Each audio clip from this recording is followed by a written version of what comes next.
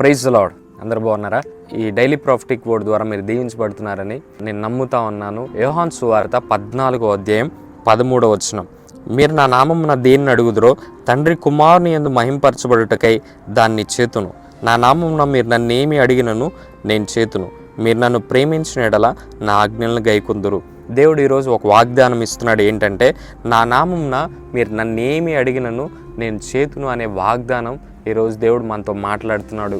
ఆయన ప్రేమించి ఆయన ఆజ్ఞలను గైకుంటే ఆయన నామమున ఏది అడిగినను మనకి ఇస్తా అని ఈరోజు దేవుడు మనతో మాట్లాడుతున్నాడు, వాగ్దానం ఇస్తున్నాడు. మీకు ఒక చిన్న ఎగ్జాంపుల్ చెప్తాను. ఒక ఇద్దరు భార్యాభర్తలు ఉన్నారంట. ఆ ఇద్దరు భార్యాభర్తలు ఒకరోజు ఒక రెస్టారెంట్కి వెళ్ళారంట. ఒక పెద్ద ఆయన వచ్చి వాళ్ళతో కూర్చొని మాట్లాడుతూ మాటలు కలిపాడంట.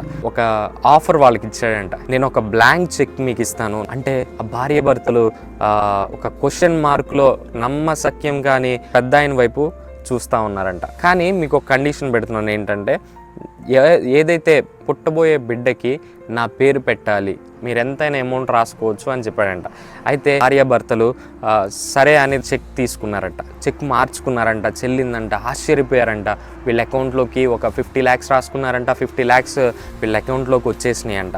ఈరోజు దేవుడు మనతో కూడా ఏం చెప్తున్నాడంటే, నా నామమున మీరు నన్నేమి అడిగినను నేను చేతును. ఆయన నామంలో ఏది అడిగినను నీకు చేస్తాడు. ఆయన నామంలో అప్పులు తీర్చమంటే తీరుస్తాడు. ఆయన నామంలో నీ గృహం కట్టబడాలా కట్టిస్తాడు. ఆయన నామంలో నువ్వు ఏది అడిగినా నువ్వు నీకు చేస్తాడు. ఎప్పుడు చేస్తాడంటే ఆయన ఆజ్ఞలను కనుక నువ్వు గైకొనడానికి రెడీగా ఉంటే, ఆ కండిషన్కి కనుక నువ్వు ఒప్పుకుంటే, ఆయన నామమున ఏది అడిగినను నీ కోసం చేయడానికి ఆయన రెడీగా ఉన్నాడు. ఈ వాక్యం ద్వారా దేవుడు నీతో మాట్లాడుతున్నాడు.